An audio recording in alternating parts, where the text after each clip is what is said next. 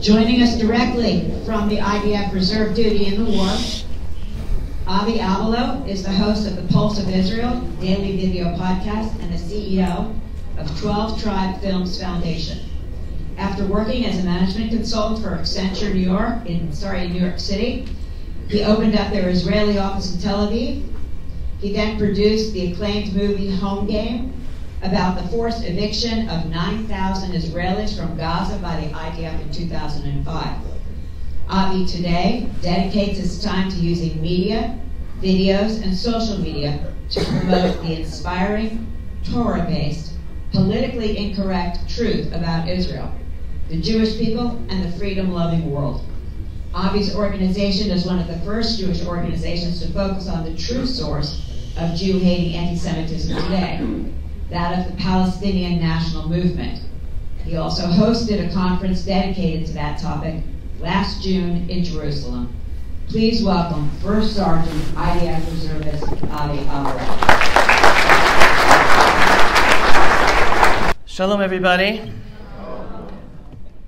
First of all, thank you so much, Lauren, and your whole team for everything you do always, and for inviting me last minute to be able to join you here for a few moments. I want to thank Dr. Berkowitz for a fabulous talk. I myself, my wife and I, we have 4 boys, 2 in the Army, 1 serving in Gaza as we speak, just came out for Shabbat. I missed seeing him. I teach them, be students of history. I'm a student of history.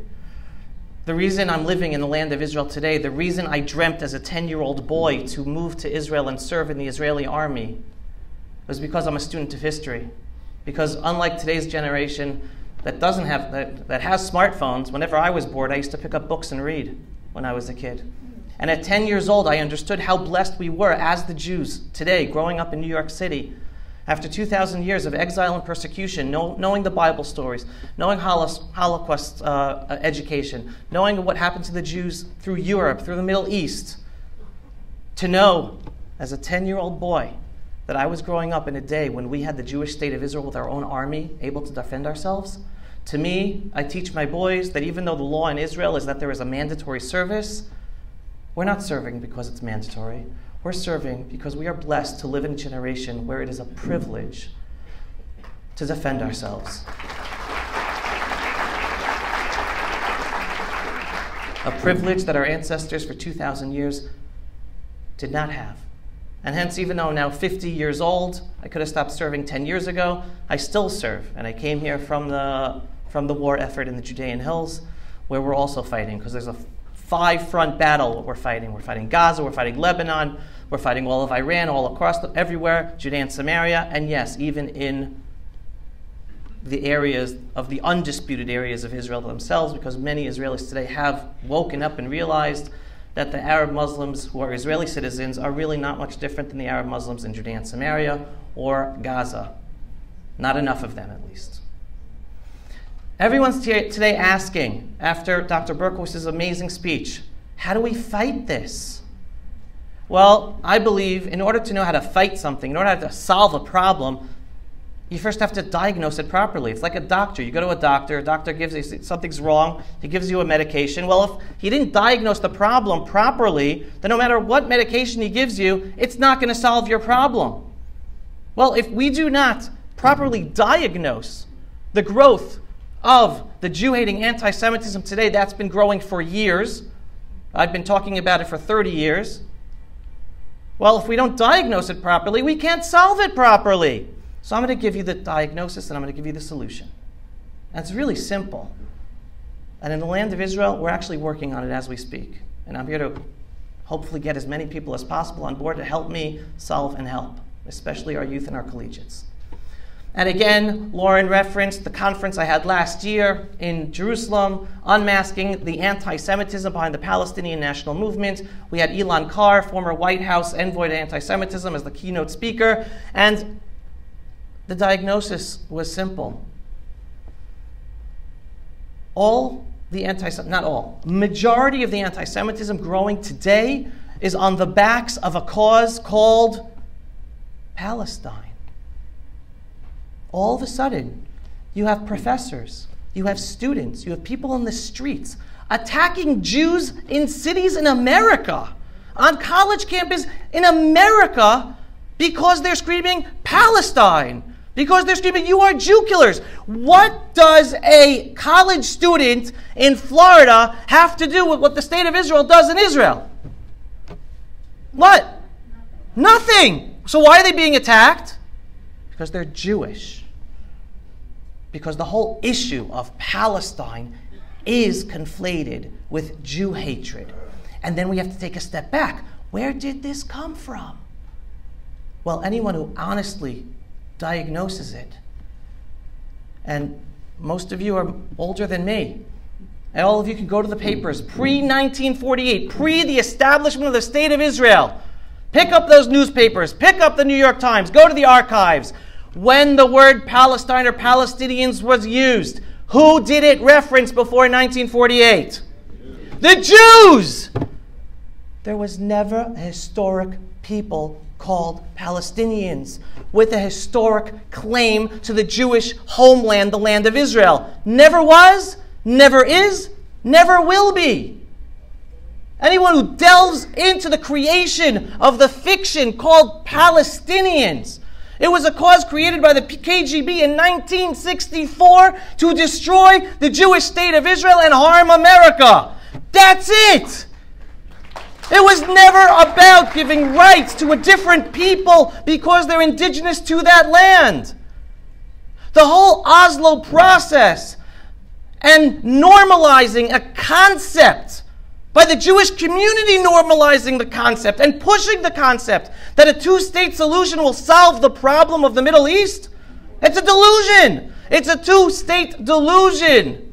Because there is only a homeland of one people between the river and the sea. And that is the homeland of the Jewish people. One of the things I like to tell people, the most blessed Arab Muslims in the whole Middle East live where? In Israel. They're the most blessed Arab Muslims in the whole Middle East. In Sunni countries, Shiites are persecuted. Shiite countries, Sunnis are persecuted. All minorities are persecuted everywhere. It's only in the Jewish state of Israel where you can have a Sunni Muslim, a Shiite Muslim, a female Muslim, a gay Muslim, an atheist-born Muslim live with freedom, equality, and prosperity together with Jews, Christians, and all minorities. Who's saying that? How many of our organizations are saying that loud and clear so that our children, so that our youth, so that our collegiates can stand up proud and say, wait a second, we're the best thing for the Arab Muslims in the Middle East.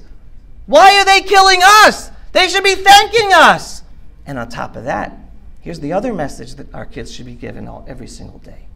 And Dr. Berkowitz alluded to this as well. After 2,000 years of exile and persecution, and Dr. Berkowitz is a historian, so he can correct me or anyone else, I do believe we are the only indigenous people in the world to have returned to be sovereign in our ancestral homeland with our holy sites. There's no other people.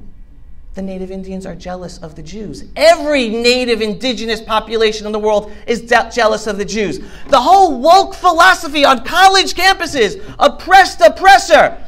We are the biggest victory story of that narrative.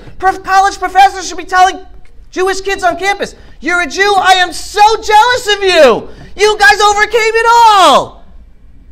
We should be looking up to you. We should be talking about Jewish history so that everyone can learn how you overcame 2,000 years of persecution and exile. You don't cry about it. You don't complain about it. You just went through the Holocaust 80 years ago, recent history. Yes, we talk about Holocaust education, but you guys move forward. You built a state. You are the 14th largest economy in the whole world, even though you're one of the smallest countries, smaller than the state of New Jersey. You guys are victors. You do not cry. You're not crybabies. We should be the poster child on all college campuses for them to be saying, you want to know how to overcome oppression? Look at the Jew. That's what our college kids should be walking up with their heads held high on campus.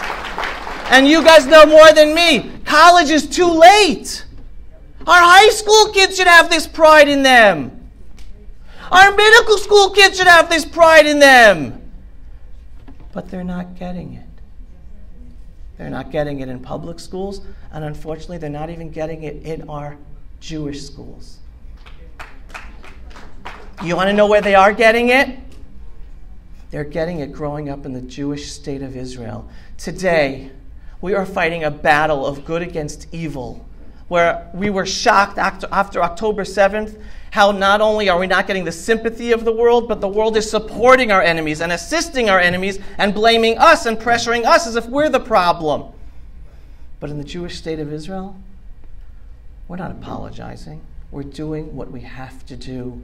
You're seeing a proud generation of young King David-like Jews risking their lives because they know they have a greater purpose. And they know it's not just about where we live.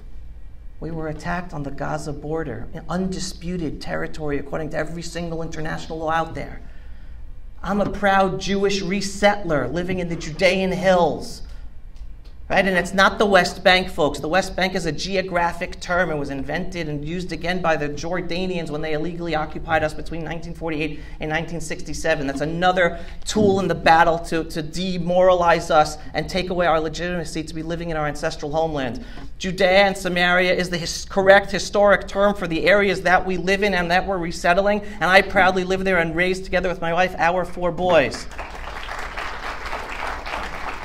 But they didn't even attack us in Judea and Samaria. They attacked, and again, I'm not trying to get into politics here, but just giving a fact, some of the most political left people in Israel live in those communities on the Gaza border. Those people are the ones who helped the Arabs in Gaza, believed that peace was possible, bringing them to hospitals for medical treatment. Some of those voices today, they're more kahana than kahana. They're saying they don't want to see their dreams were totally crushed. They realize they hate us. They worked in our homes, and yet they not only did they not call us, some of them were involved. They acted as spies in getting us killed and raped and mutilated. So they're not killing us because of where we live. They're killing us because of who we are.